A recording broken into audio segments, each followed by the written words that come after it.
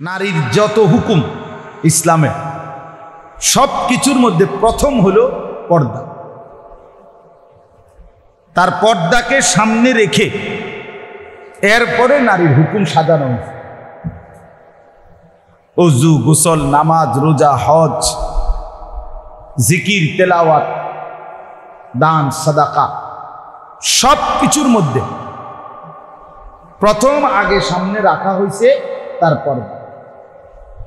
এটা ঠিক রেখে বিধান ওইভাবে সাজাইছে, এটাই বাস্তব। আপনি মনে করেন একটা ছোট্ট উদাহরণ দিই, হজ্জের মধ্যে অথবা উমরায় আল্লাহর বান্দারা যখন হজ করার জন্য যায় তো এহরামের কাপড় পরে হজের পোশাক তালবিয়া পরে, লাব্বাইক আল্লাহুম্মা লাব্বাইক লাব্বাইক লা শারীকা লাকা লাব্বাইক ইন্নাল হামদা ওয়ান নি'মাতা লাকা ওয়াল মুলক লা শারীকা লাক। এটা পড়তে হয় বাধ্যতামূলক, এটা পড়লেই এহরাম শুরু হয়। তো এই তালবিয়া, এইটার তালবিয়া বলে এই বাক্য পুরাটারে।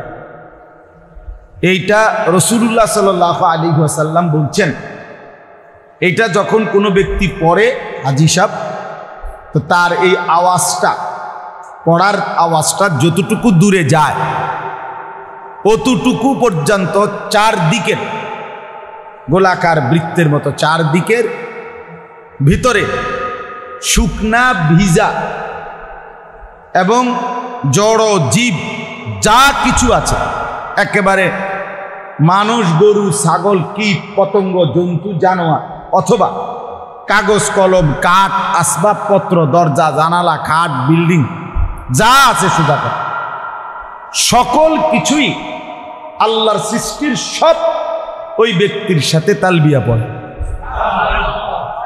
এবং মাগফিরাতের দোয়া, সব কিছু যদ্দুর যার আওয়াজ পৌঁছে। এবং আরো মজার বিষয় হলো রাসূলুল্লাহ সাল্লাল্লাহু আলাইহি ওয়াসাল্লাম বলছেন, মুকাব্বির তো আপনারা বুঝেন, মুকাব্বির বুঝেন কিনা? ওই যে নামাজের মধ্যে যদি মনে করেন মাইক নাই অথবা কোনো অসুবিধা, বিদ্যুৎ নাই, তখন ইমাম সাহেবের আওয়াজ পিছন পর্যন্ত পৌঁছানোর জন্য কি দেওয়া হয়? ফাঁকে ফাঁকে মুকাব্বির দেয়, মানে উনি তাকবীর বলবেন। নিয়ম সিস্টেমটা কেমন হয় যে এইখানে যিনি দাঁড়াইছে প্রথম, উনি তাকবীর দেয়, উনার আওয়াজটা যে দূর যায় তো উনি শোনে, তো উনি আবার বলে, তো উনার আওয়াজ আরো পিছনে যায়, উনি আবার উনি শুনে, এমনি এমনি পিছনে চলে যায় আওয়াজটা। তো রাসূলুল্লাহ সাল্লাল্লাহু আলাইহি সাল্লাম বলে, এই তালবিয়ার আওয়াজটা, লাব্বাইকের আওয়াজটা প্রথম যিনি পড়লো ওনার আওয়াজ যে দূর যায় ও দূরের সব কিছু পড়ে। এবার ওদের থেকে শুই না, ওদের আওয়াজটা আবার যে দূর যায় এবার ওরা সব পড়ে, আবার ওদের আওয়াজ, ওই প্রাণীর আওয়াজ যে দূর যায় এবার ওরা আবার পড়ে।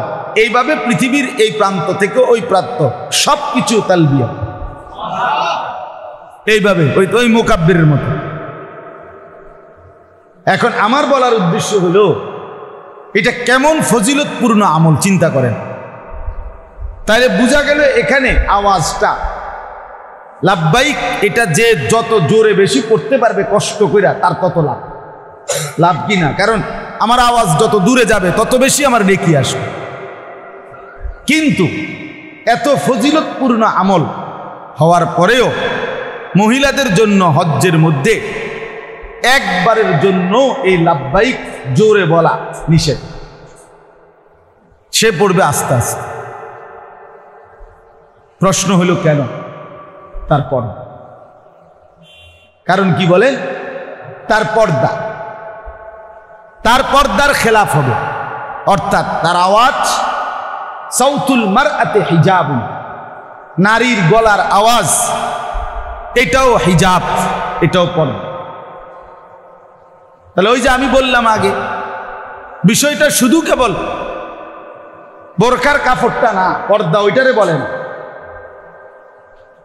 সেটা শরীয়তের বিধান। পর্দা কোথায় কোথায় তাকে পর্দা করতে হয়, কিভাবে, এটা জেনে নেওয়া, বুঝে নেওয়া বিস্তারিত তার জন্য বাধ্যতামূলক।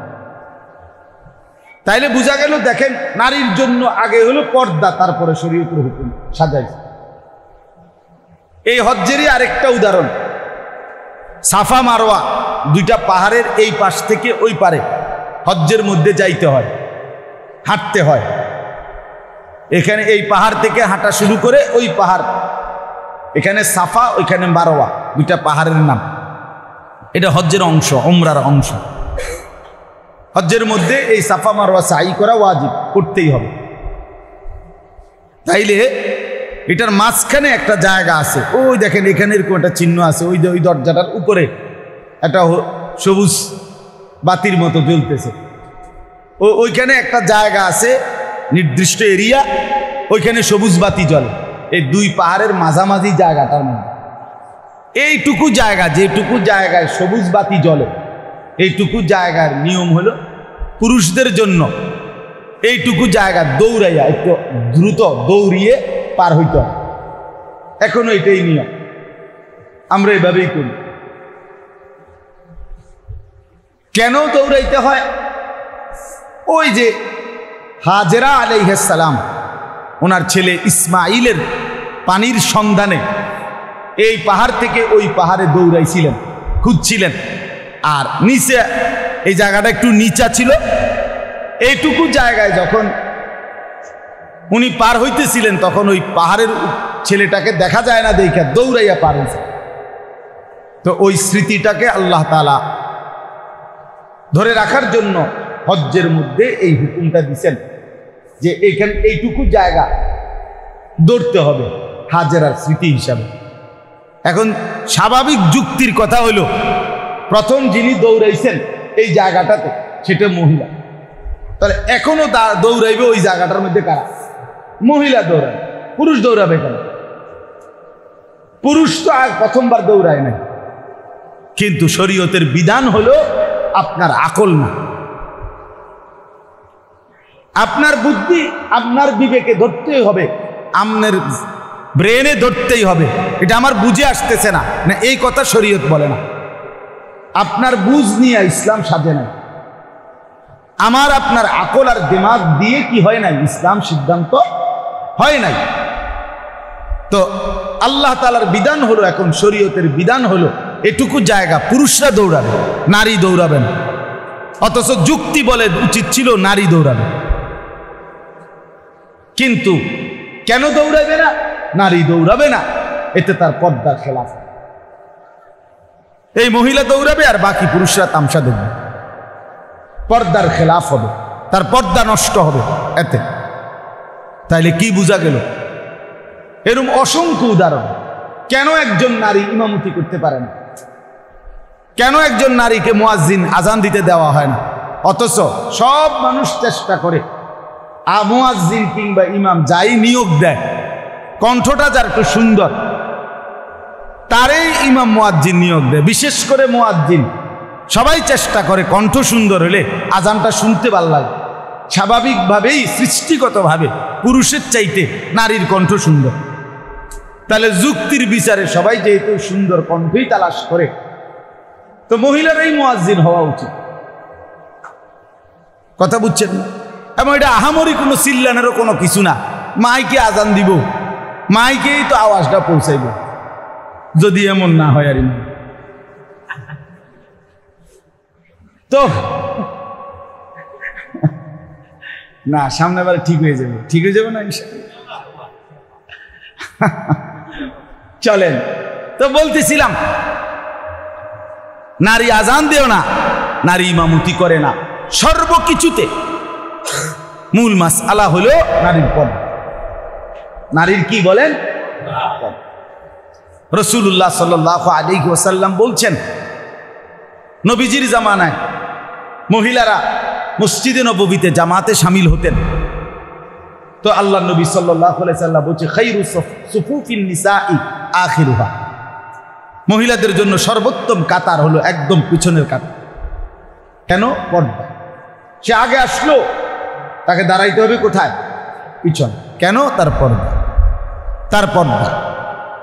পরবর্তীতে আল্লাহ নবী সাল্লাল্লাহু আলাইহি ওয়াসাল্লাম মহিলা সাহাবী জিজ্ঞেস করছে, ইয়া রাসূলুল্লাহ সাল্লাল্লাহু আলাইহি ওয়াসাল্লাম, মসজিদে নববীতে আপনার সাথে মসজিদে আইসা নামাজ পড়া এটা আমার জন্য উত্তম, নাকি আমার ঘরে আমি নামাজ পড়া আমার জন্য উত্তম? আল্লাহ নবী সাল্লাল্লাহু আলাইহি সাল্লাম বলেন, তোমার ঘরের সবচেয়ে ভিতরের যে কামরা ওইখানে গিয়ে নামাজ পড়া তোমার জন্য উত্তম। অথচ এখানে রাসূলুল্লাহ সাল্লাল্লাহু আলাইহি সাল্লামের সাথে দাঁড়াবার কথা, মানে মসজিদে নববীর সাথে বলতে মানে এই জামাতে, তার চাইতে উত্তম তোমার ঘরের ফি কাআরি বাইতিহা, তার ঘরের মূল যে কুঠুরি যেখানে একদম পিছনে ভিতরে সেখানে পড়া উত্তম। কেন বলেন? কেন পড়ো? কেন বলেন না? এরকম অনেক উদাহরণ আপনাকে দেওয়া যাবে। সব কিছুর মূলে নারীর সমস্ত হুকুম পর্দা। মাসালা হলো কুরবানির প্রাণী যখন জবাই করে, উত্তম হলো শরীয়তের চাওয়া হলো যাদের কোরবানি হচ্ছে, অর্থাৎ এই গরুটা দিয়ে যাদের ওয়াজিব আদায় করা হয়, যেই 7 জনের মনে করেন বা যেই 2 জনের তারা এখানে উপস্থিত থাকা, সামনে থাকা জবাইয়ের সময়, এটাই উত্তম। কিন্তু নারী তার জন্য এটা নিষেধ। কেন? তারপর এই সব কিছুতে নারীর ক্ষেত্রে মাসআলা। তারপর কোরআন শরীফে আছে হযরত মূসা আলাইহিস সালাম ওই ফেরাউনের ভয়ে এলাকা ছেড়ে দিলেন, গিয়া যেতে যেতে মাদায়েন অন্য দেশে চলে গেছেন। যাওয়ার পরে ওই দেশে গিয়ে প্রথম একটা কূপের সামনে আইসা দাঁড়াইছেন।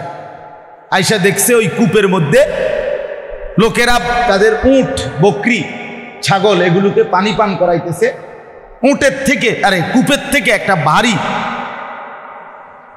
লোহার ওজনের বালতি, এটার নিচে রশি ফেলে অনেক নিচ থেকে পানি টাইম না উঠাইতে হয়, 3 জন 4 জনে মিল্লা উঠায়, এরপরে বেড়া বকরি এগুলারে পানি পান করায়। তো হযরত মূসা আলাইহিস সালাম এই প্রথম এই ভিন দেশে আইসা এইটা দেখছে প্রথম। তো দেখছে, হঠাৎ তাকাইয়া একটু দূরে 2টা মেয়ে, তাদের অনেকগুলো বকরি ছাগল টাইনা ধরে রাখছে রশি, তারা আলাদা দাঁড়িয়ে আছে। মূসা আলাইহিস সালাম অনেকক্ষণ খেয়াল করছেন এই মেয়েগুলো তাদের বকরিকে পানি পান করাচ্ছে না, অথচ দাঁড়িয়ে আছে। তিনি কাছে গিয়ে জিজ্ঞেস করে, তোমাদের বিষয়টা কি, তোমরা দাঁড়িয়ে আছো কেন? বলছে, এই পুরুষগুলো যতক্ষণ পর্যন্ত বকরিকে পানি পান করাইয়া চলে না যাবে, খালি না হবে জায়গা পুরা, ততক্ষণ আমরা এখানে আসবো না। আর আমরা মেয়ে হয়েও কেন বকরিকে পানি পান করাইতে বাধ্য হয়ে আসছি? আবুনা শাইখুন কাবীর, আমাদের বাবা একেবারে অতিশয় বৃদ্ধ, আমাদের সাথে আর বিকল্প কোনো বুদ্ধি নাই, ব্যবস্থা নাই, এজন্য আমরা অসহায় হয়ে নিরুপায় হয়ে আসছি। হযরত মূসা আলাইহিস সালাম একাই ওই লোকদেরকে সরাইয়া নিজে একাই এই রশিদ বালতিটা টাইনা পানি ওই বকরিদেরকে, মেয়েদের বকরি 2টাকে বা বকরিগুলাকে পানি পান করায় দিছে। এরপরে মেয়েরা চলে গেছে তাদের বাবার কাছে। বাবা ছিলেন ওই অঞ্চলে আল্লাহর পক্ষ থেকে প্রেরিত নবী হযরত শুআইব আলাইহিস সালাম। তিনি পুরা ঘটনা শুনে একজন মেয়েকে বললেন যে, তুমি গিয়ে ওই ছেলেটাকে, যুবকটাকে ডেকে আনো, আমি তাকে কিছু উজরত পারিশ্রমিক দেব তাকে। মেয়েটা আইসা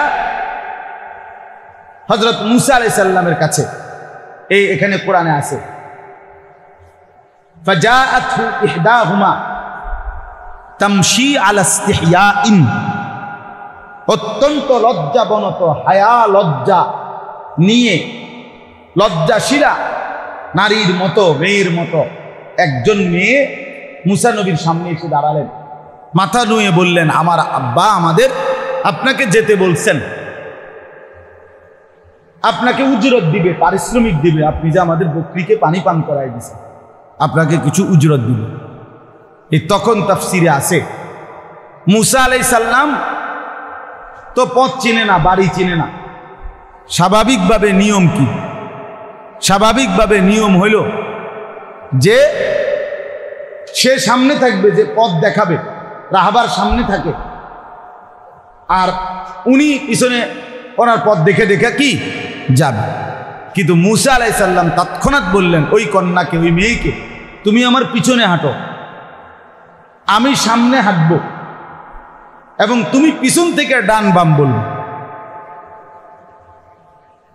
কেন? কারণ সে তো নারী, তার পর্দা তার মূল বিষয়। এক যুবক পুরুষ পিছনে থাকবে আর এই নারী সামনে সামনে হাঁটবে, সেটা অবশ্যই তার পর্দার খেলাফ হবে। এই জন্য মুসা আলাইহিস সালাম তাকে বললেন তুমি পিছনে হাঁটা আমারে ডান বাম বল। এই হলো ইসলাম, এই হলো আল্লাহর দ্বীন, এই হলো আল্লাহর বিধান। আমার বাপ, আমার ভাই, আমি মূলে এই কথাটা বুঝাইতে চাইতেছি, এক নারী, এক মুসলিম কন্যা, বোন, মা, স্ত্রী, এই চারটা মৌলিক পরিচয় নারী। কখনো সে কন্যা মেয়ে, কখনো সে বোন, কখনো সে স্ত্রী, কখনো সে মা। এই চার পরিচয় দামি। ইসলাম আলাদা আলাদাভাবে একসাথেও নারীর মর্যাদা দিছে, আবার আলাদা আলাদাও মূল্যায়ন। কন্যা হিসাবে আলাদা মূল্য দিছে, বোন হিসাবে আলাদা মূল্যায়ন করছে। মেয়ের বাপকে বলছে যে তুমি তারে যত্ন করে লালন পালন কইরো। রাসূলুল্লাহ সাল্লাল্লাহু আলাইহি সাল্লাম শুনাইছেন যে আমি তোমাকে, মেয়ের বাপকে বলছে, আমি তোমাকে নিয়ে একসাথে জান্নাতে একসাথে থাকবো। এই দুই আঙ্গুলের মাঝে যেমন কোনো ব্যবধান নাই, জান্নাতে তুমি আমার সাথে এরকম পাশাপাশি থাকবে। কার বাপ? মেয়ের বাপ, কন্যার বাপ। রাসূলুল্লাহ সাল্লাল্লাহু আলাইহি ওয়াসাল্লাম বলছে, কোরআনে বলছে, আমি যেন এভাবে বলি, আমি এভাবে বলি, কোরআন শরীফে বলছে আল্লাহ নারী কন্যার জন্ম, কোন ঘরে মেয়ে জন্ম নিছে, এই কথাইটারে আল্লাহ কোরআনে দুইবার বলছে সুসংবাদ। হ্যাঁ, দুইবার। ওয়া ইদা বুশিরা আহাদুহুম বিল উনসা যাল্লা ওয়াজহুহু মুসওয়াদ্দান ওয়া হুয়া কাযীম ইয়াতাওয়ারা মিনাল কওমি মিন সুই মা বুশিরা বিহি। এই যে আবার দুইবার বলছে বুশিরা, আল্লাহ বলছে দুইবার সুসংবাদ কন্যার ব্যাপারে। অর্থাৎ আল্লাহ যেন কোনো ঘরে কন্যা হওয়ার পরে আল্লাহই যেন বলছে একটি সুসংবাদ, একটি সুসংবাদ, এই ঘরে একটি কন্যা জন্মগ্রহণ করেছে। এবার যেন এই ঘোষণাটা নবী শুনছে। আমি বুঝাইলাম আর যে নবী যেন শুনছে, শুননা এবার নবী গেছে, গিয়া ওই মেয়ের বাপরে ডাক দিছে, ডাক দিয়া বলছে নাফিসার বাপ শোনো, মানে আনিসুর রহমান আশরাফি। আনিসুর রহমান আশরাফির প্রথম কন্যা, প্রথম সন্তান কন্যা। এই জন্য আমারও তো আমার বোনেরা, মা, তারা তো নাফিসার বাপটা, মানে আমার বড় মেয়ের নাম নাফিসা। তাহলে রাসূলুল্লাহ সাল্লাল্লাহু আলাইহি সাল্লাম যেন বললেন নাফিসার বাপ শোনো, তুমি তারে যত্ন করো, আদর সোহাগ কইরো, যথাযথ যত্ন নিয়ে আখলাক চরিত্র দিয়ে তার পর্দা দ্বীন শরীয়ত ঠিক করে তার উত্তম আখলাকে গড়ে একজন সৎপাত্র ছেলের হাতে তুলে দিও। ইজা খাতাবা ইলাইকুম মান তারদাউনা দীনাহু ওয়া খুলুকাহু ফাযাওবিজুহু।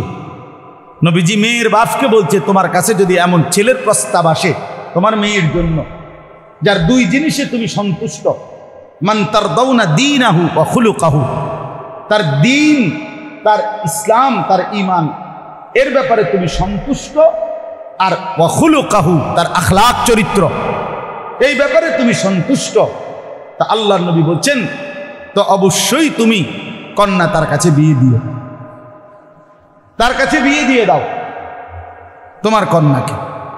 তাহলে আল্লাহর নবী সাল্লাল্লাহু আলাইহি সাল্লাম বলেন, নবীজি যেন বললেন তুমি তোমার কন্যাকে যত্ন করো, লালন করো, আখলাক শিখায়ো এবং উত্তম পাত্রের কাছে বিয়ে দিও। আমি নবী ওয়াদা দিলাম আমি তোমাকে সাথে নিয়ে একসাথে জান্নাতে থাকবো। একসাথে, এভাবে আঙ্গুল দিয়ে দেখাইছে, দুই আঙ্গুলের মাঝে যেমন কোনো পার্থক্য নেই। তাইলে কন্যা হিসাবে কি পরিমাণ মূল্য! আমি অনেক হাদিস সবগুলো বললে অনেক সময় হয়ে গেছে। এমনিতে রাসূলুল্লাহ সাল্লাল্লাহু আলাইহি সাল্লাম বলেন, মান উবতুলিয়া মিন হাদিহিল বানাত আবিল আখাওয়াত, দুইটা বোন, তিনটা বোন, দুইটা কন্যা, তিনটা কন্যা, তাহলে বাবার জন্য কন্যা, ভাইয়ের জন্য বোন, যে ব্যক্তি কষ্ট করে তাকে লালন পালন করেছে, নবীজি বলেন ওই বোনরা কিয়ামতের দিন ওই ভাইদের জন্য কুন্না লাহু সিতরাম মিনান নার, ওই বোনরা ওই ভাইদের জন্য কিয়ামতের দিন জাহান্নাম থেকে বাঁচাবার পর্দা হয়ে যাবে। ভাইকে বাঁচাবার জন্য জাহান্নাম থেকে বোনরা দাঁড়িয়ে। রাসূলুল্লাহ সাল্লাল্লাহু আলাইহি ওয়াসাল্লাম বলছেন, খায়রুকুম খায়রুকুম লিনিসাইহিম, স্ত্রী হিসাবে নবী বললেন ওই পুরুষদেরকে যে তোমাদের মধ্যে সর্বোত্তম পুরুষ ওই ব্যক্তি যে তার স্ত্রীদের কাছে উত্তম। ওয়া আনা খায়রুন লি আহলি, আমি মুহাম্মদ আমার বিবিদের কাছে উত্তম। জিজ্ঞেস করে দেন,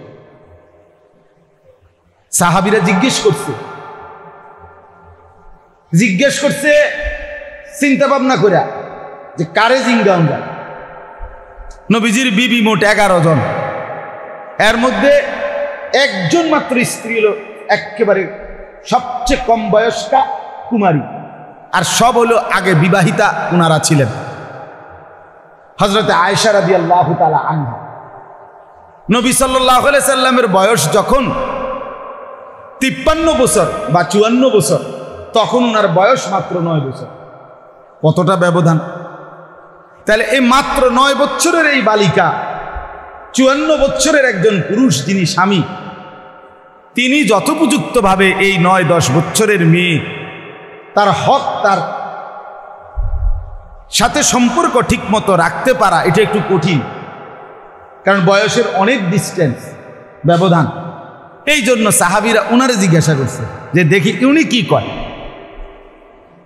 হযরত আয়েশা রাদিয়াল্লাহু তাআলা আনহাকে জিজ্ঞেস করছে, আম্মা জান, রাসূলুল্লাহ সাল্লাল্লাহু আলাইহি ওয়াসাল্লামের আখলাক কেমন? উনি তো রীতিমতো অবাক। উনি বললেন, আমা কারাতুমুল কোরআন, আরে বলো কি, তোমরা কি আল্লাহর কোরআন পড়ো না? তো ওনারা বললেন, অবশ্যই পড়ি। আম্মা জান আয়েশা রাদিয়াল্লাহু তাআলা আনহা বললেন, কানা খুলুকুহুল কোরআন, আরে তার চরিত্রই তো কোরআন, তার চরিত্রই তো কোরআন। এখানে একটা গুরুত্বপূর্ণ কথা, তার চরিত্র কোরআনের মতো না, এটা বলেন। আরবিতে মতো বললে সাদৃশ্য মানে মতো, এই সাদৃশ্যের জন্য নিয়ম হইল কোনো জিনিস কেউ কারো সাথে সাদৃশ্য দিলে সব দিক সমানভাবে 100-100 মিলতে হয় না। এটাই সাদৃশ্যের নিয়ম, তাশবীহের নিয়ম। যেমন তে একটা বাঘের বাচ্চা মানে লেজ সহ, কি বলে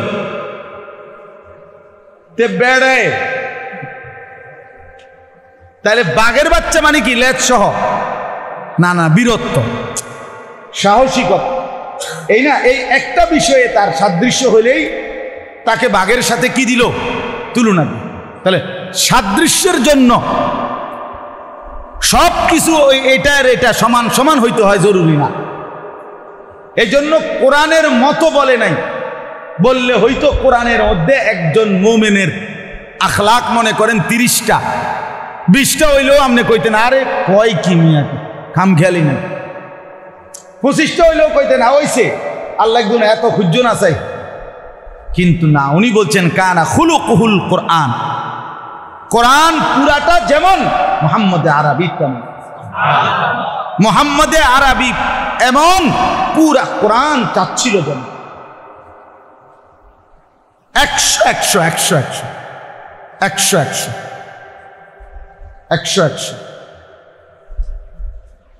হাকিমুল ইসলাম কারি মোহাম্মদ, ওই ছেলে দেখেন হেতে মোবাইল লইয়া এত ব্যস্ত, ওটা হুত্তাল আসলা পিছন দিয়া একটা কিছু শেয়ার দাও, ঠেস দাও তুমি, বেটা আহম্মক কোথাকার।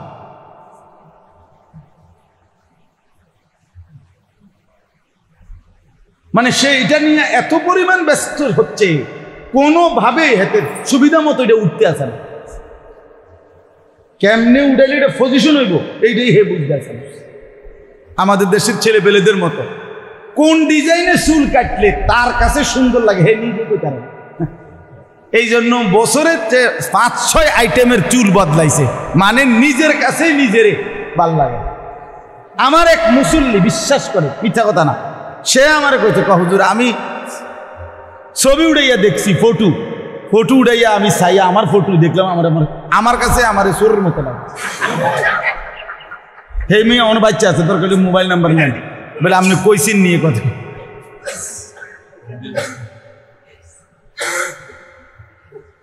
মানে হে নিজেই করছে। হাই যুবক, হাই নওজোয়ান, আত্মসম্মান বোধ যার আছে, আত্মমর্যাদা যার আছে, সে এত রং ধরে না। এটা মনে রাখা দরকার ভাইয়া। স্কুল পড়ুয়া, কলেজ পড়ুয়া অনেক ভাই দোস্ত নিজেরে অনেক বুদ্ধিমান মনে করে, চালাক মনে করে। 2-4 লাইন ইংরেজি পৃষ্ঠা পড়ে সে মনে করে অনেক কিছু বুঝে। হুজুররা তেমন কিছু জানে না। তোমার দৃষ্টিতে হতে পারে হুজুররা অনেক কিছু জানে না, আমরাও মেনে নিলাম জানি না। তো এতটুকু জানি যে বারবার যে রং বদলায়, সাজ বদলায়, নিজের চলন বলন বদলায়, এটা আত্মসম্মান আত্মমর্যাদা পূর্ণ ব্যক্তির পরিচয় হইতে পারে না।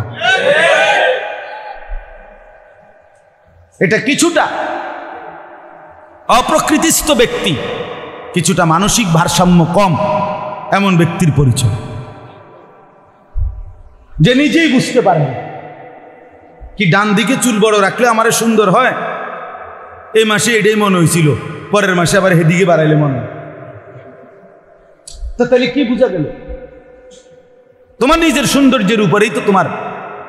তাহলে যারা একটু প্রতিবন্ধী, মানসিক ভারসাম্যহীন, আপনি তাদের দিকে দেখেন তারা কি করে। কখনো লুঙ্গিটা পরে, কখনো এটা খুল্লালায়, কখনো মাথাতে একটা কিছু দিল, আবার এটা খুল্লালায়, এরকম করে না? তো তাইলে এই তো এলোমেলো বিষয়। এই জন্য আমাদের ধর্ম ইসলাম, আমাদের আল্লাহ, আমাদের আখেরাত, আমাদের রসুল সব কিছু আমাদের জন্য নির্ধারণ করে দিয়েছে। কোরআনে আছে ফাকিম ওয়াজহাকা লিদ্দীন হানিফা। আল্লাহ কোরআনে বলছে প্রত্যেকটা পুরুষ, প্রত্যেকটা মুমিন পুরুষ নারীকে আল্লাহ বলছে প্রত্যেকেই একনিষ্ঠভাবে আমার দ্বীনের উপরে পুরা চেহারা, পুরা দিল দিমাগ এদিকে ফিরাইয়া রাখো আমার দ্বীনের দিকে। আকিম ওয়াজহাকা, তোমার চেহারাকে প্রতিষ্ঠিত রাখো লিদ্দীনে হানিফা, একনিষ্ঠভাবে দ্বীনের দিকে। ফিতরাতাল্লাহিল্লাতী ফাতারান নাসা আলাইহা। আল্লাহ বলেন সৃষ্টিগতভাবেই আমি আল্লাহ তাআলা আল্লাহকে মানার, আখিরাতকে মানার, আমার হুকুম মানার সৃষ্টিগত যোগ্যতা দিয়েই আমি আল্লাহ তাআলা মানুষকে সৃষ্টি করেছি। সেই যোগ্যতা কশ্চিন কালেও হারায় না, মুছে যায় না। প্রত্যেক মানুষের ভিতরে, জওয়ান, বুড়ো, নারী, পুরুষ, প্রত্যেকের ভিতরে আল্লাহকে মানার, খোদার কসম, সৃষ্টিগত যোগ্যতা। লা তাবদীল, এরপর আবার কইতে আল্লাহ লা তাবদীল লিখালকিল্লাহ। এই শোনো, আবার কইতেছি, আমার সৃষ্টির মধ্যে এই যে নিয়ম, যে সৃষ্টিগত যোগ্যতা প্রত্যেককে দিছি মানার, এটা কখনোই পরিবর্তন হবে না। আবার কইতে আবার কয় যে আচ্ছা শোনো, আবারও কই যালিকা দ্বীনুল কাইয়্যিম, এটা কিন্তু চূড়ান্ত বিধান, নড়চড় হবে না। এই জন্য যদি কেউ আটলান্টিক মহাসাগরের তলদেশেও চলে যাও কিংবা হিমালয়ের পর্বত শৃঙ্গ পৌঁছে যাও, আল্লাহ বলেন আমি যে প্রত্যেকের ভিতরে সৃষ্টিতে জন্মলগ্নেই আমাকে মানার যোগ্যতা দিছিলাম, এটা কখনোই তার থেকে সরে যায় না। কোনো বাবার খামখেয়ালি, পরিবেশের গাফলতি, বন্ধুদের আড্ডা অথবা অসৎ সংস্পর্শের কারণে ওইটার উপরে বালি পড়ে যায়, ওইটার উপরে কি পড়ে যায়, ধুলাবালি পড়ে যায়। আবার যদি কখনো কোনো মুবারক স্পর্শ, কোনো আল্লাহর প্রিয় বান্দা অথবা কোনো নেক কারো সান্নিধ্য লাগে, তো সেটা ধুয়ে মুছে সাফ হয়ে সে আবার আল্লাহওয়ালা হয়ে যায়। এই জন্য হতে পারে 90 বছরের মানুষও বদলে যায়, হতে পারে কখনো 100 খুনের আসামিও জীবন বদলায়ছে, কারণ ওই সৃষ্টিগত যোগ্যতা কখনোই কি হয় না। ওয়ালাকিন্না আকসারান নাসি লা ইয়ালামুন, আল্লাহ বলেন বিষয়টা অধিকাংশ মানুষ বোঝে না, বোঝে না, অধিকাংশ লোকেই বোঝে না। মুনিবিনা ইলাইহি ওয়াত্তাকুহু ওয়া আকিমুস সালাতা ওয়া লা তাকুনু মিনাল মুশরিকিন। আল্লাহ বলেন অতএব বান্দা সর্বাবস্থায় আমার দিকেই ঝুঁকে থাকো, সর্বাবস্থায় আমি আল্লাহকেই ভয় করো, 5 ওয়াক্ত নামাজ পড়তে থাকো, ওয়ালা তাকুনু মিনাল মুশরিকিন, বান্দা কোন অবস্থাতেই মুশরিকদের অন্তর্ভুক্ত হইও না। চলনে বলনে আচরণে উচ্চারণে বুদ্ধি বিবেচনায় দিল দিমাগে কোন বিষয়ই মুশরিকদের সাদৃশ্য হইও না। আল্লাহ নিষেধ করেছে,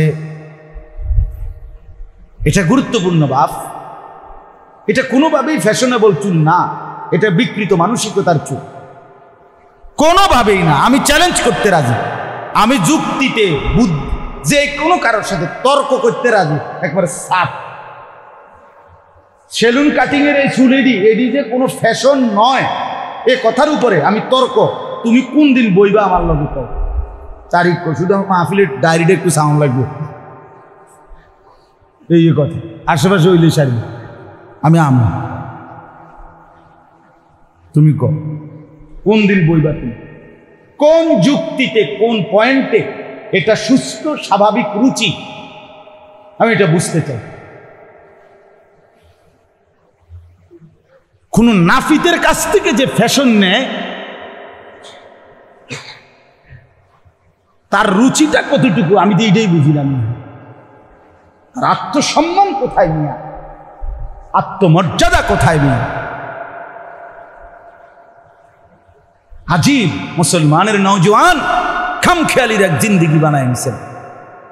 হযরত মালিক ইবনে দিনার রাহমাতুল্লাহ আলাইহি বলছে ইন্নামাল খায়রু ফিশ শাবাব, তিনি বলছেন সমস্ত কল্যাণ ফিশ শাবাব, যৌবনের মধ্যে, যুবকের মধ্যেই সব কল্যাণ। যুবক চাইলে গড়তেই পারে, যুবক চাইলে বরবাদ করে দিতে। যুবকের সংঘবদ্ধ শক্তির সামনে পৃথিবীর সব শক্তি মাথা নোয়াইতে বাধ্য। নওজোয়ানের স্পিরিটের সামনে আমি সব সময় যাব, কোনো নওজোয়ান যুব শ্রেণীকে ভালো কিংবা মন্দ, যৌক্তিক কিংবা অযৌক্তিক একটা কিছু আপনি তার মাথার যদি একবার ঢুকে দিতে পারেন, এতে এটার মাথাত না যাইয়া থাকতো না, সে ঠিক এটার মাথায় পৌঁছে যাবে। এটা গুরুত্বপূর্ণ বিষয়। এজন্য যৌবন নিয়ন্ত্রণ করা কঠিন, তবে নিয়ন্ত্রণ করতে পারলে সরাসরি আল্লাহর আরশের নিচে তার ছায়া, তাকে রব্বুল আলামিন পাশে বসাবে, এরকম পাশে বসাবে হাসরের ময়দানে। আল্লাহ আমার এই নওজোয়ান ভাইদেরকে তৌফিক দান করেন। নওজোয়ান ভাইয়া ফিকির করেন, জরুরি বিষয় বাপ। 4টা জিনিস একসাথে হইলে কোন যুবকের মধ্যে স্বাভাবিকভাবে 4টা জিনিস একত্রিত হয়। ওই কিতাবে আছে মিন ওয়াসায়াস সালাফ লিশ-শাবাব, এটা আরবি ছোট্ট কিতাব আমি পড়ছি, আমার কাছে এখনো আছে। ওইখানে আছে যে কোন যুবকের মধ্যে 4টি জিনিস একসাথে হয়। 1 নম্বর কুওয়াতুশ শাবাব, যৌবনের শক্তি। 2 নম্বর ফারাগুল ওয়াক্ত, তার মধ্যে অবসর সময় বেশি তার কাছে, কারণ তে তো কামাই করে না, বুঝেন না, কামাই তো করে তার আব্বা। 3টা বাজে বাইরেছে, রাত 11টা পর্যন্ত, ঘরে ফিরার পরে জিজ্ঞাসা কি করছো, ঘুরছি। এমনি ঘুরছে চরকির মতো, বন্ধুদের সাথে কি করছে, ঘুরছে। এই যে ফারাগুল ওয়াক্ত মানে প্রচুর সময় তার কাছে কি আছে, থাকে। 3 নাম্বার হলো ওয়াফরাতুল মাল, তার কাছে সম্পদ, মাল, টাকা পয়সা বিপুল পরিমাণ থাকে। কারণ তার বাবা, তার মা, তার স্বজনরা তার যে কোনো আবদার পূরণ করে। সে ছোট মানুষ, পোলাপাইন মানুষ, এখনো চাকরি বাকরি করে না, কাজে তাকে দিতে চেষ্টা করে সবাই, যার কারণে তার কাছে টাকা থাকে, প্রচুর সম্পদ। আর 4 নাম্বার হলো কাসরাতুল ফিতান, তার সামনে অসংখ্য ফিতনা, লোভের হাতছানি থাকে। 1 নারীর ফিতনা, 2 মদ জুয়ার ফিতনা, 3 বন্ধুদের আড্ডার ফিতনা, 4 যে কোনো রকমের নেশা, অর্থাৎ অনেক রকম দোস্ত যাইবিনি উনানে মোটরসাইকেলে কক্সবাজার দিল, ছেড়া ঢাকার থেকে মোটরসাইকেল ছাড়লো, কক্সবাজার গিয়ে থামলো। বাসে যাইতে না, বাসে যাইলেন, বাসে যাইলে সেরকম এনজয় হয় না, বুঝেন না? আমার মুসল্লি ঘনিষ্ঠ মানুষ বলছে যে হুজুর আমার 4টা গাড়ি, কোটি কোটি টাকার মালিক, আমার ব্যক্তিগত গাড়ি 4টা ওনার, আমার ছেলেটা 4টা গাড়ির একটা তো চড়ে না, সে মোটরসাইকেল চালায়, সারা রাত ঢাকার গলিতে মোটরসাইকেল চালায়, ঘাম বাইয়ে বাইয়ে পড়লো, সমস্যা নয়, এর কাছে এনজয় করে, জীবন এনজয় করে। তোর ঘাম পরে তুই কি এনজয় করস? এটা এনজয়ের কি আছে?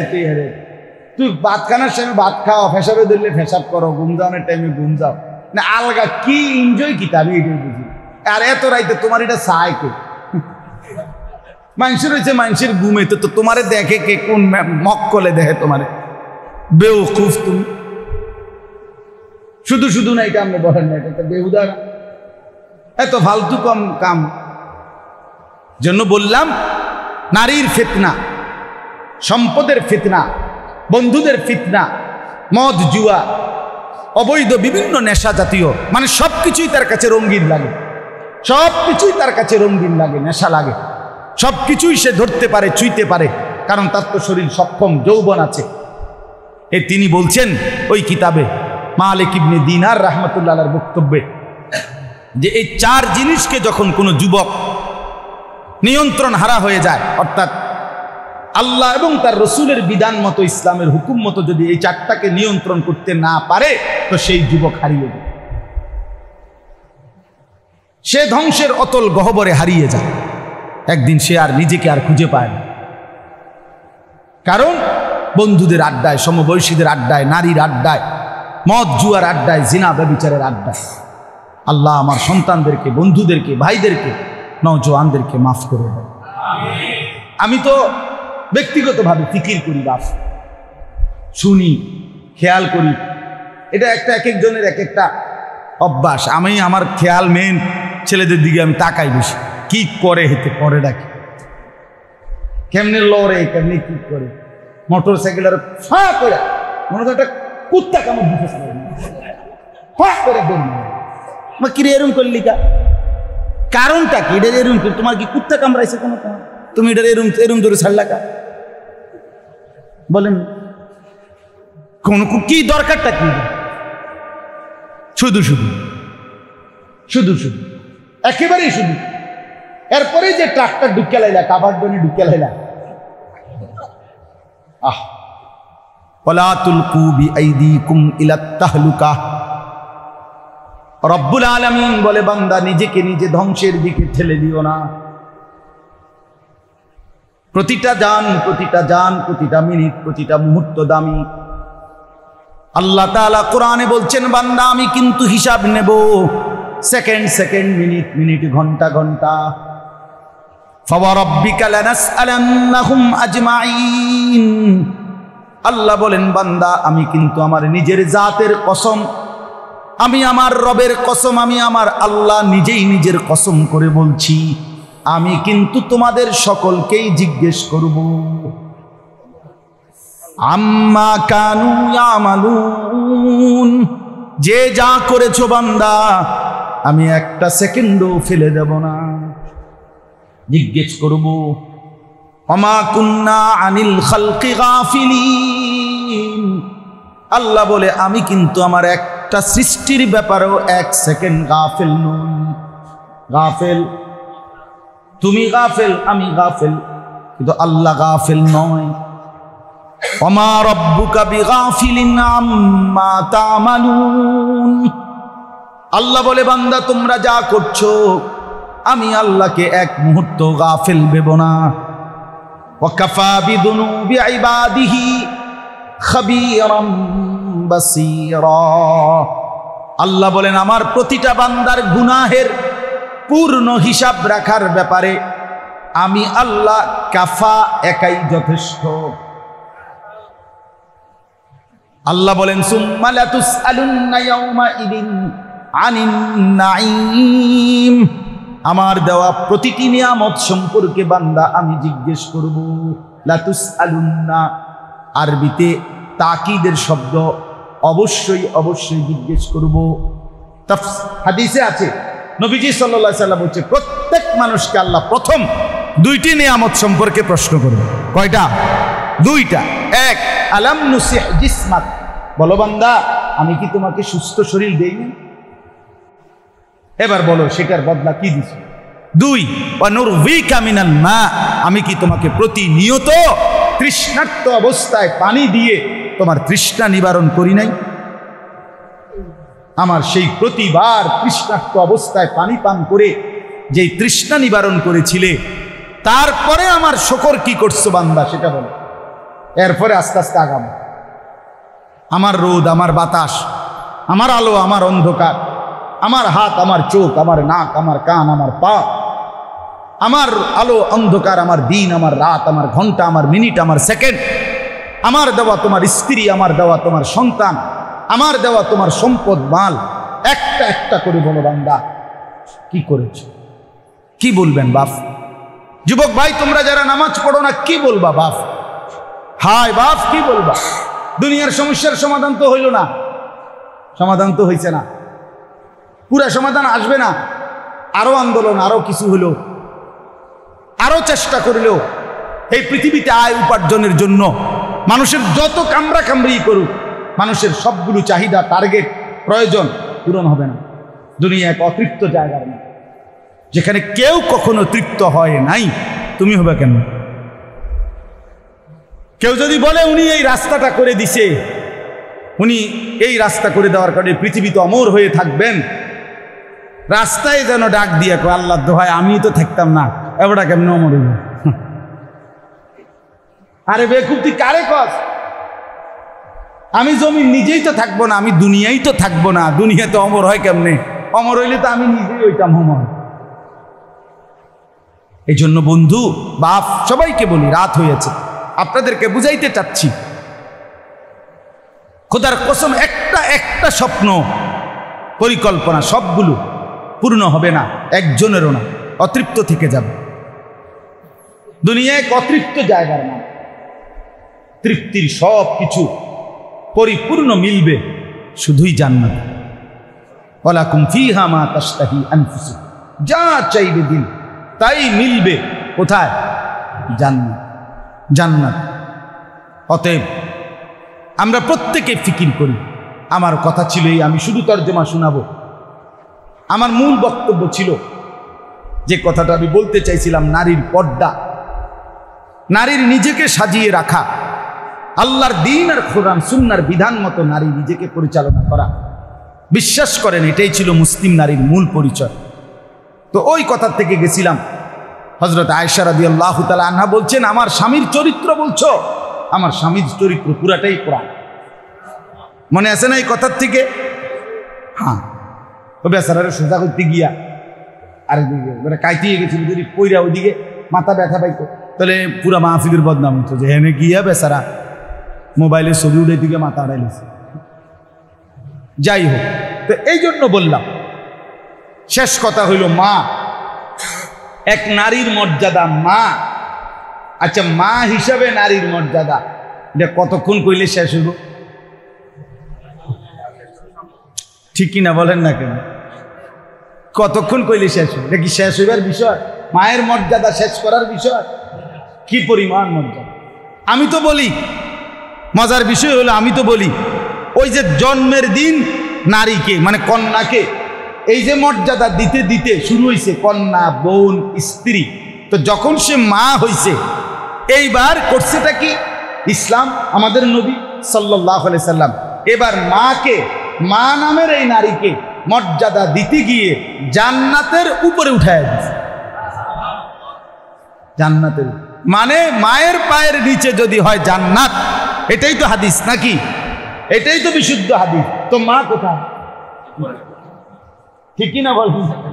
মার পায়ের নিচে জান্নাত না, তো জান্নাতের উঠে উঠাই দিছে মাকে। সুবহানাল্লাহ। মা তোর মাথার তাজ। এত সম্মান, এত মর্যাদা যে নারীকে ইসলাম দিয়েছে, আহা, সেই বোন, সেই মা, সেই কন্যা, সেই বিবি আজ সব ছেড়ে শুধুই কেবল রাস্তার কিছু পর পুরুষকে নিজের রূপ, যৌবন, শরীর, নিজের অঙ্গভঙ্গি, নিজের চেহারা এটুকু দেখানোর জন্য নিজের এতগুলো মর্যাদা, এতগুলো সম্মান, আখেরাতের এই সব কিছুকে বিসর্জন দিয়ে দিছে শুধুমাত্র বেপর্দা হয়ে পর পুরুষকে দেখাইবার জন্য। অথচ জীবনভর যতজনরে দেখাইছে কেউ তার কথা জীবনেও মনে রাখে না। এক বেপর্দা নারী মনে করেন যত বেড়াইতে পর্যন্ত এগুলি দেখাইছে, তার শরীর, তার যৌবন, তারা কেউ তার কথা কি মনে রাখছে? না রাখবে কে? আমার শায়েখ আল্লামা মুফতি মুশতাকুন নবী কাসিমি হুজুর প্রায়ই বলে, রাবেয়া বসরির নাম 1000 বছর পরেও আজকের পৃথিবী জানে, অথচ সে নিজেকে গোপন রাখছে যে আল্লাহ তারে চমকায় দিছে। কিন্তু ওই সময় থেকে নিয়ে আজ পর্যন্ত কত সুন্দরী রূপসী নারী এই পৃথিবীতে নিজের রূপ যৌবন দেখাইছে, কিন্তু তাদের নাম পৃথিবীর কেউ জানে, কেউ জানে। রাবেয়া বসরি যখন ছিলেন ওই জামানায় বসরার সবচেয়ে সুন্দরী নারী কে ছিল কেউ জানে না, কিন্তু রাবেয়া বসরির নাম সবাই জানে। আব্দুল কাদের জিলানী রহমতুল্লাহ আলাইহি যে জামানায় বাগদাদে ছিলেন, ওই সময় বাগদাদের প্রেসিডেন্ট কে ছিল কেউ জানে না, কিন্তু আব্দুল কাদের জিলানীর নাম সবাই জানে। বায়েজিদ বোস্তামির নাম সবাই জানে, কিন্তু ওই সময় বোস্তাম নগরীতে সবচেয়ে বড় ধনী ব্যক্তি কে ছিল তার নাম কেউ জানে না। পৃথিবীতে মালওয়ালা, সম্পদওয়ালা আল্লাহকে ছেড়ে দিলে তাদের নাম থাকে না। আল্লাহ আমাদেরকে বুঝার তৌফিক দান করে। অতএব আজকের কথার খোলাসা হলো, নিজেদের বোন, নিজেদের কন্যা, নিজেদের স্ত্রী, নিজেদের মা অর্থাৎ নারী, তার দিকে যত্নবান হওয়া, তাকে দিন মানানো, তার জন্য দিনকে বাধ্যতামূলক করা। আল্লাহ তাআলা এই কোরআনে এটা বলছে, এই আয়াতটাই শোনাচ্ছি। আল্লাহ তাআলা এখানে একটা সাংঘাতিক গুরুত্বপূর্ণ কথা বলছে। আল্লাহ বলছে, শোনো, নারীকে আমি 5টা দায়িত্ব দিছি, এই 5টা দায়িত্ব যদি সে পালন করে, আমার উদ্দেশ্য আমগরে বলছি, পুরুষরা শোনো, এই নারীরে তোমরা 5টা কাজ করাইও, বুঝাইও, বলিও, আমি বলে দিছি। আল্লাহ বলছে তোমরা খেয়াল রাখো শুধু। ফলে কি হবে? এতে করে আমি আল্লাহ ওয়াদা দিলাম, এই নারীর মাধ্যমে তোমাদের ঘর সমস্ত অশ্লীলতা, গুনাহ, নাপাকি থেকে একদম পবিত্র করে দেব। তোমরা শুধু খেয়াল রাখো, আমি যে 5টা বলছি নারী যেন সেগুলো পালন। কি? 1 নাম্বার, ওয়াকারনা ফি বুয়ুতিকুন্না। আল্লাহ বলছে, হে নারীগণ, তোমাদের প্রথম পরিচয়, প্রথম ডিউটি, তোমাদের জিন্দেগির মূল কর্মস্থল, তোমরা তোমাদের ঘরে অবস্থান করো। এখান থেকেই বাকি কিছু পর্দা মেনে ঠিক করবা। ডাক্তার দেখাইতে হবে, স্বামীর বাড়ি যাইতে হবে, বাবার বাড়ি যাইতে হবে, হজে যাইবা, একান্ত কোনো প্রয়োজনে দুনিয়ার যে কোনো কাজে বের হইবা, ঠিক আছে, বের হইও, দিন মাইনা, পর্দা মাইনা। তবে তুমি এটা মনে রাখো, তোমার মূল ঠিকানা, তোমার মূল কর্মস্থল, জিন্দিগির রাত্র দিন, তোমার মূল অবস্থান তোমার ঘর, তোমার ঘর।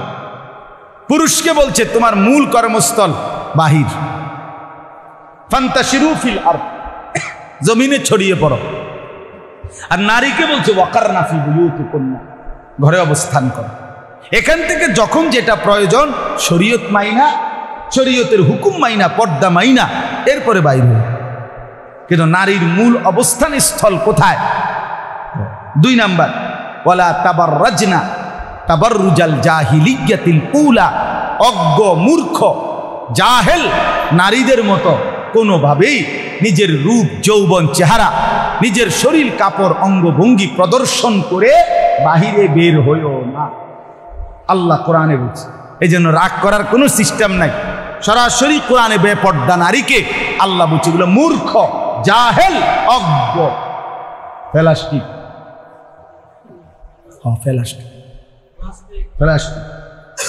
আল মারআতু আওরাতুন। নবীজি বলছে নারী বলে কাকে? যে নিজেকে ঢেকে রাখে। এক শব্দ করি আওরাত। নারী বলে কাকে? আড়ালে থাকে যে, লুকিয়ে থাকে যে, গোপন থাকে যে, নিজেকে পর্দায় আবৃত করে যে। অতএব যে পর্দায় থাকে না, পর্দায় থাকতে পছন্দ করে না, সে তো প্লাস্টিক ছাড়ার কি। আল্লাহ আমাদেরকে মাফ করে দেন। 3 নাম্বার, ওয়া আকিমনাস সালাহ। আল্লাহ বলছেন নারী মুসলিম রমণীগণ 5 ওয়াক্ত নামাজ পড়ো, 5 ওয়াক্ত নামাজ আদায় করো। 4 নাম্বার, ওয়া আতিনাজ যাকাত। প্রতি বছর হিসাব করে যাকাত আদায় করো। নারীদের উপরে অ্যাভেলেবেল যাকাত খরচ। যেই মহিলার কাছে আপনার এই গহনা আছে, স্বর্ণ রৌপ্য এবং কিছু জমা টাকা আছে, এখন বিশেষ করে প্রত্যেক মহিলা আপনার ওনাদের কাছে গহনা অলঙ্কারও আছে, সাথে সাথে আপনার 10-20 হাজার টাকা 1 বছর ধরে আলমারিতে ভ্যানিটি ব্যাগে কোনো না কোনোখানে জমা আছে। যেন বর্তমানে শতকরা 95% মহিলাদের কোরবানি আরে যাকাত ফরজ হয়। অনেক অনেক আগে এমন ছিল না। আগে মা চাষিদের কাছে বাবারা চাষারা টাকা পয়সা মুঠেই দিত না। বাজার আনছে, কিতা কিতা লাগবে কও, খাইতে থাকো, রাঁধতে থাকো। এহাটু এসব গণিতাও না, এটি বুঝতো না বেডিত মানুষ। আমি নিজ চোখে দেখছি আমার আব্বা কোনোদিন আমার আম্মার সামনে ফিরে টেয়া গুনতে আমি দেখছি না, আরেক দিকে ফিরে গুনতে আমি দেখছি। আগে এমনই ছিল। মহিলাদের কাছে কি ছিল না?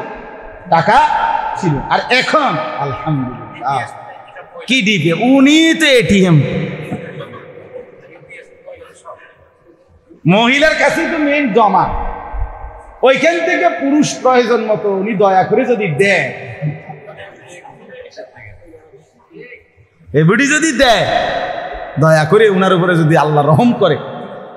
আর যদি কয় যে না বদনা আমি কিনবো, লোড়া আমি কিনবো, তুমি তান বুঝদা না, কালার চিন্তা না।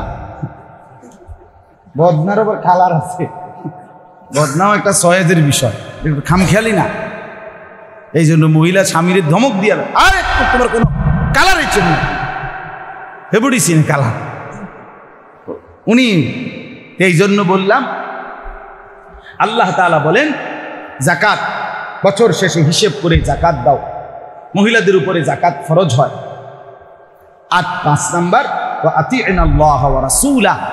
সর্বাবস্থায় আল্লাহ এবং তার রাসূলের আনুগত্য করো। এই কয়টা হলো?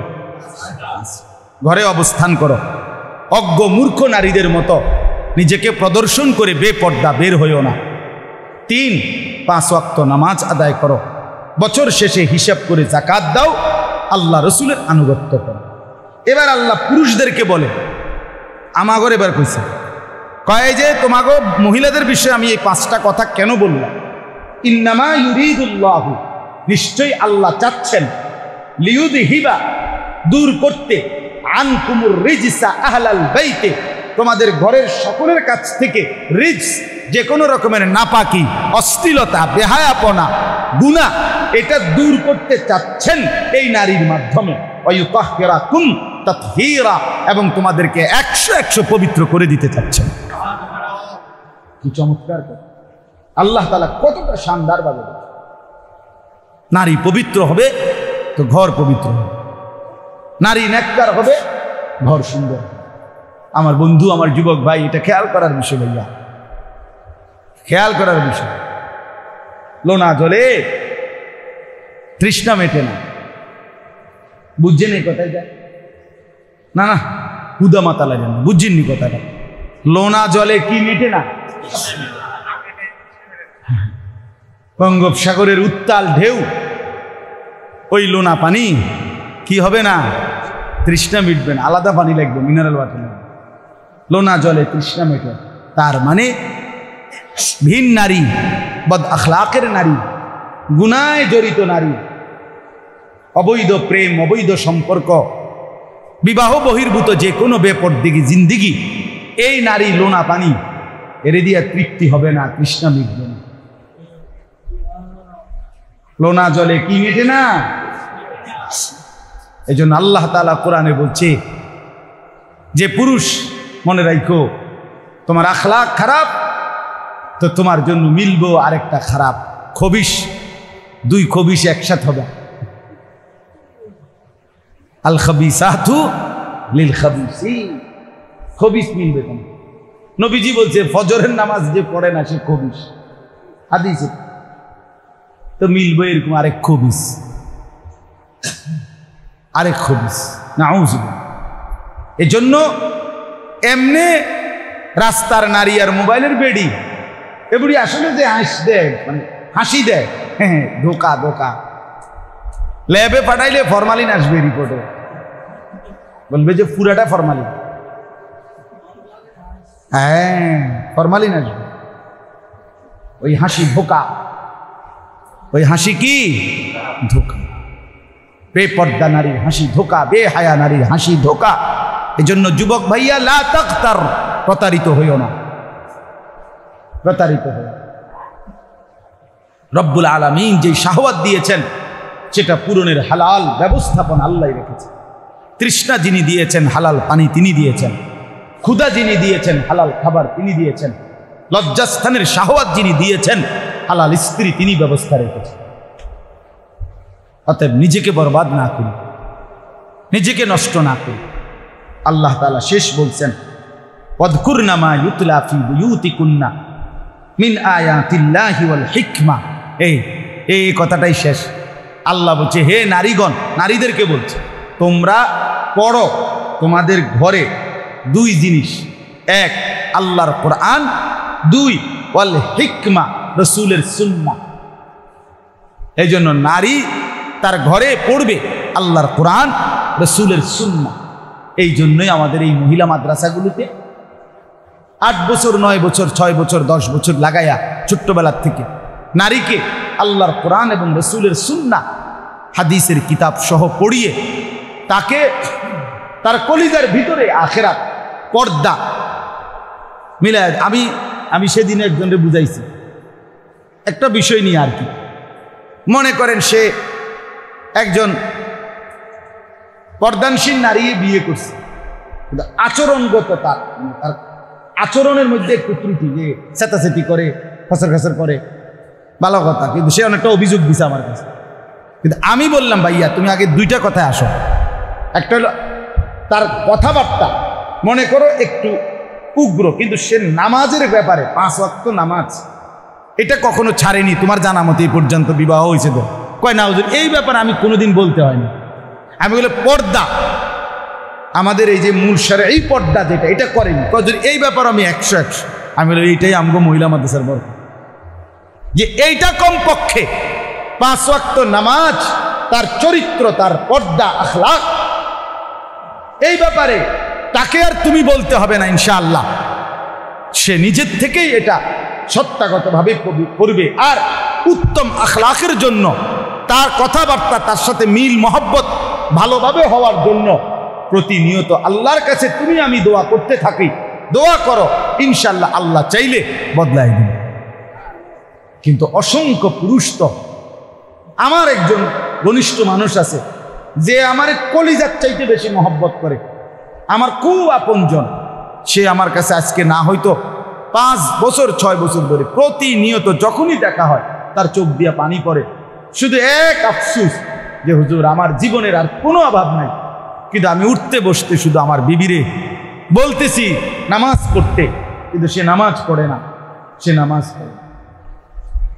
আমার জীবনের এটাই বড় আফসোস। তাইলে যে স্ত্রী নামাজ পড়ে না, পর্দা করে না, বিশ্বাস করেন তাকে এই বিষয়ে অভ্যস্ত করা অনেক কঠিন ব্যাপার, অনেক কঠিন ব্যাপার। এই জন্য দয়া করে আল্লাহ তাআলা কোরআনে বলছে নারী তার জন্য এমন সবকের ব্যবস্থা করা উচিত, এমন পড়ার ব্যবস্থা করা উচিত যেন আল্লাহর কোরআন রাসূলের সুন্নাহ সে পড়তে পারে।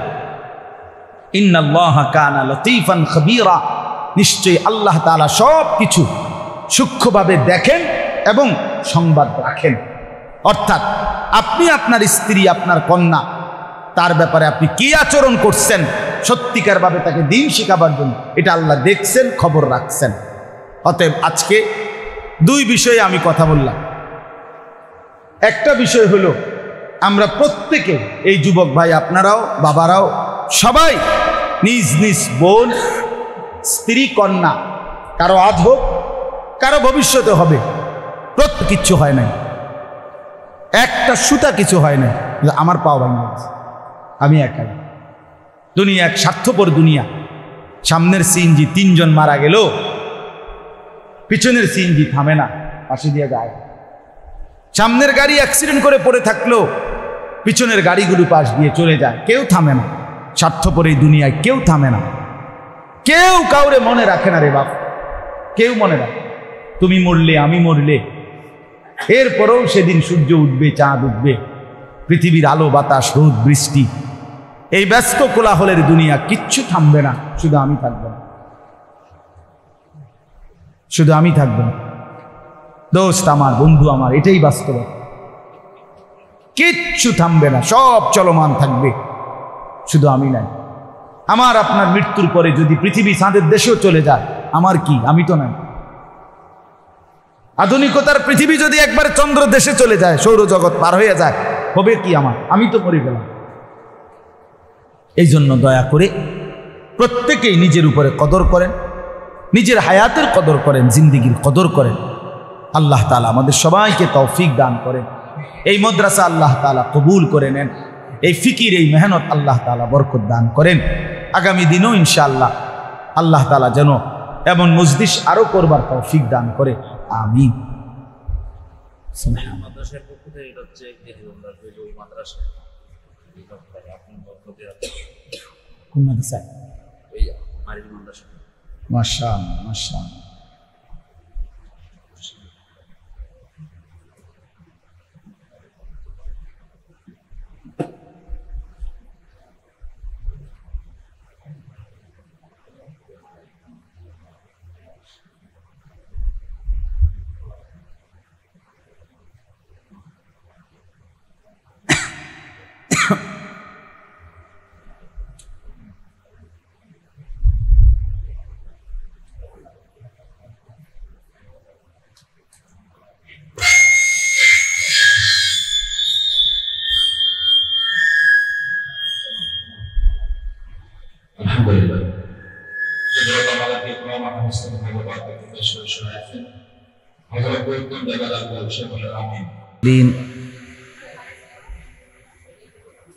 আমাদের অনেক শ্রদ্ধেয়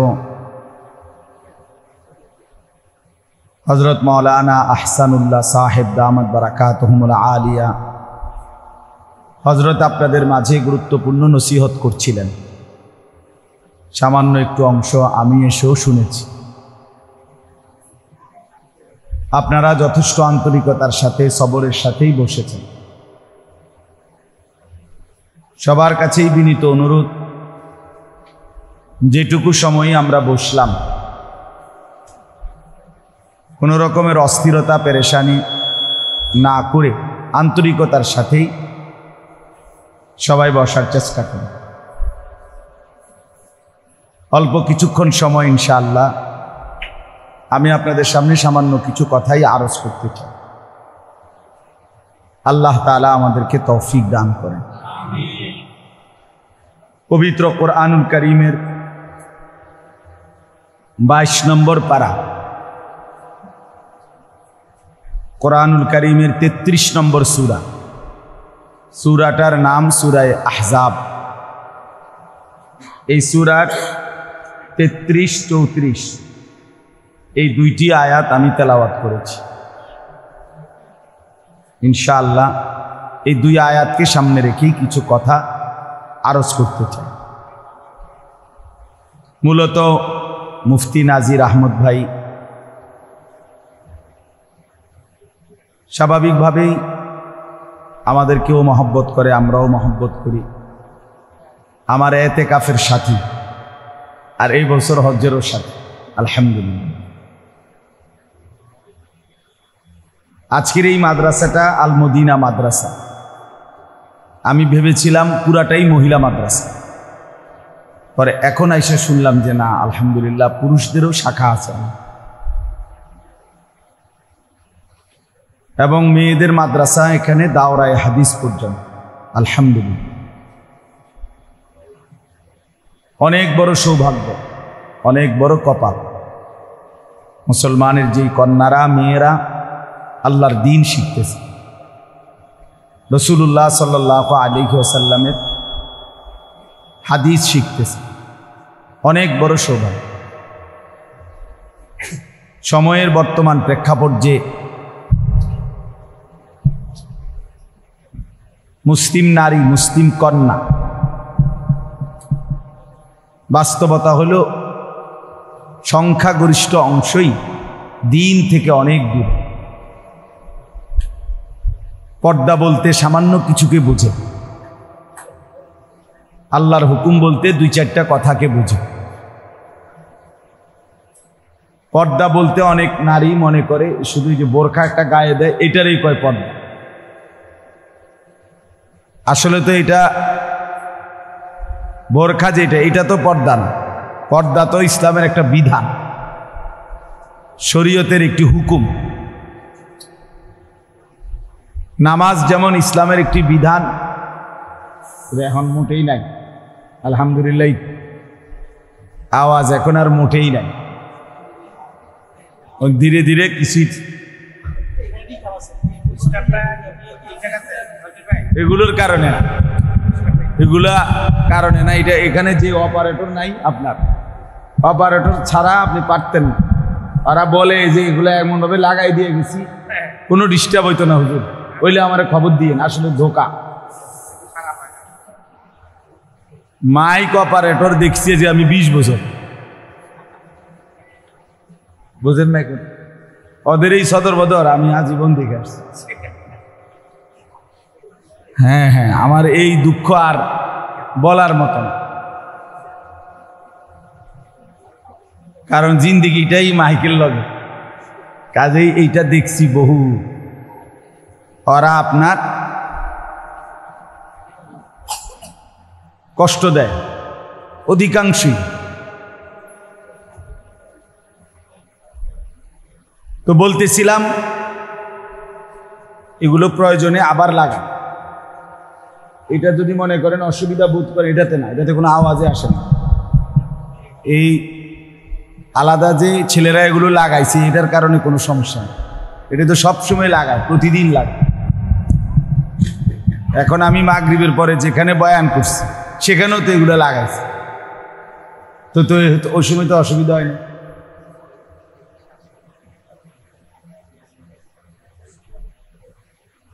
চলেন বাপ, তো বলতেছিলাম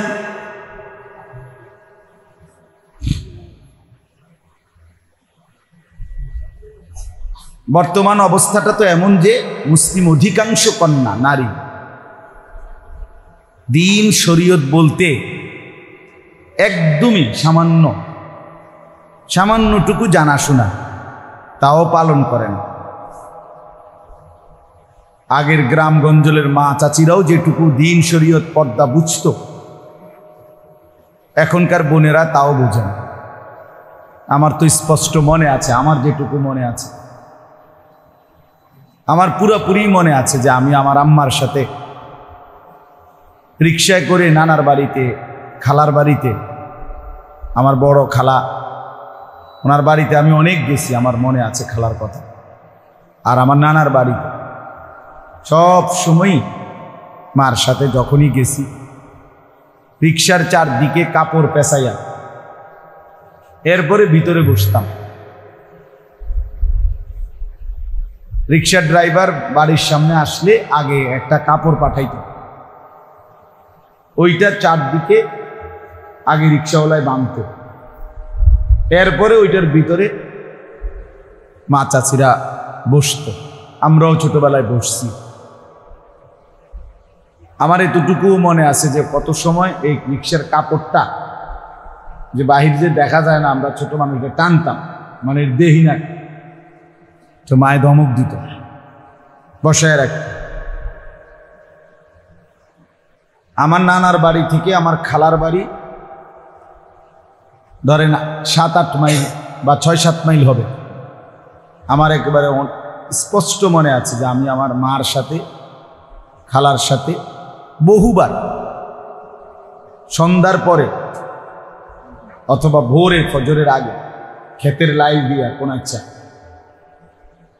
হাইটা হাইটা গেছে।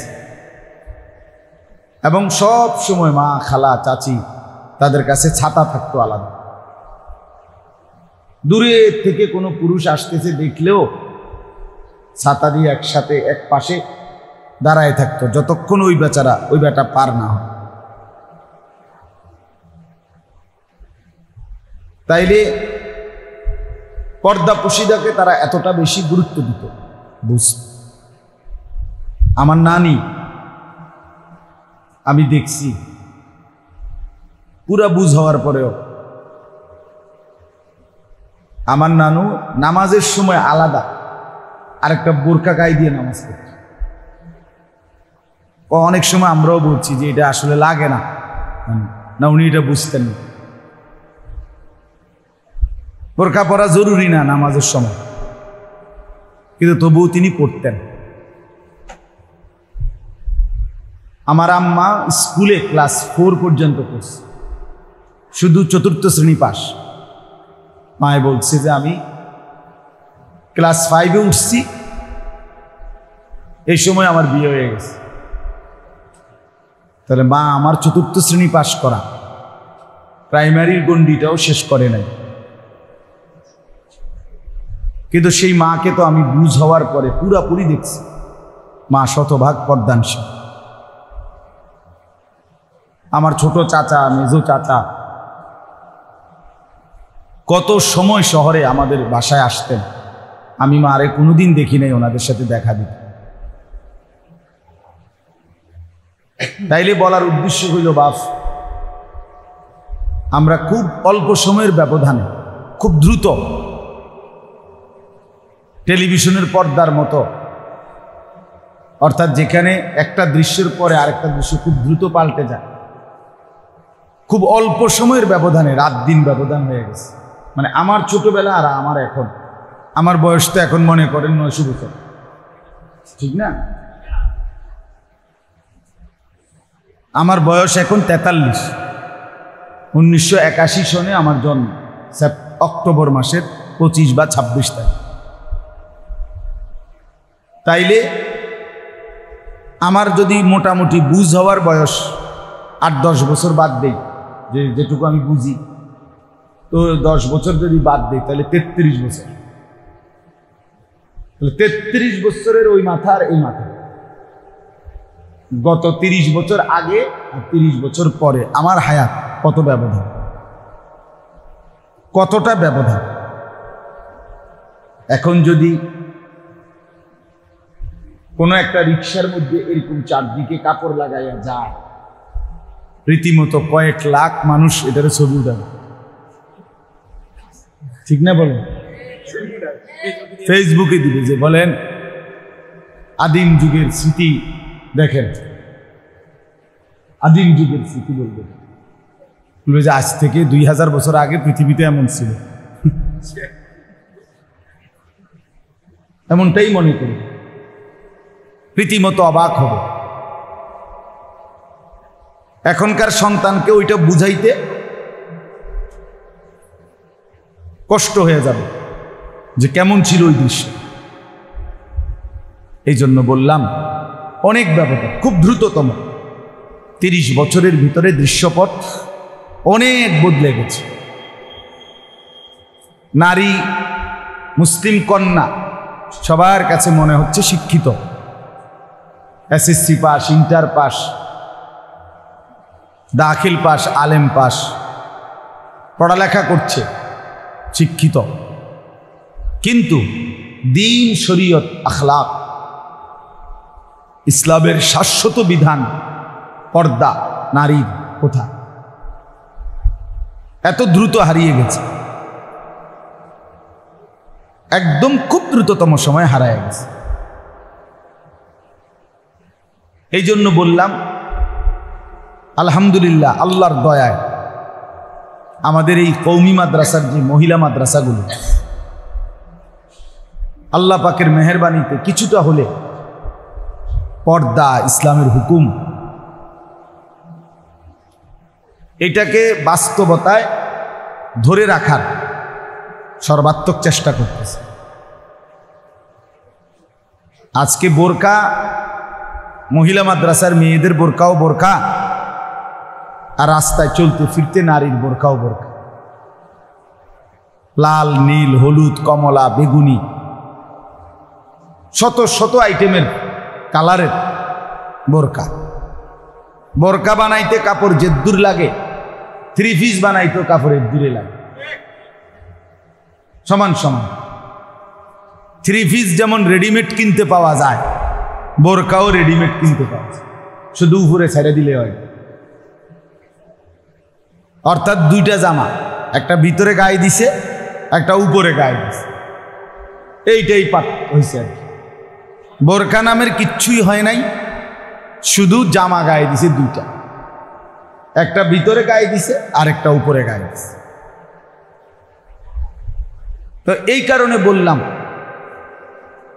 মহিলা মাদ্রাসা আলহামদুলিল্লাহ চেষ্টা করতেছে মুসলমানের নারীদের মূল সম্ভ্রম, মূল পরিচয়, মূল হুকুম পর্দা, এটাকে ধরে রাখা।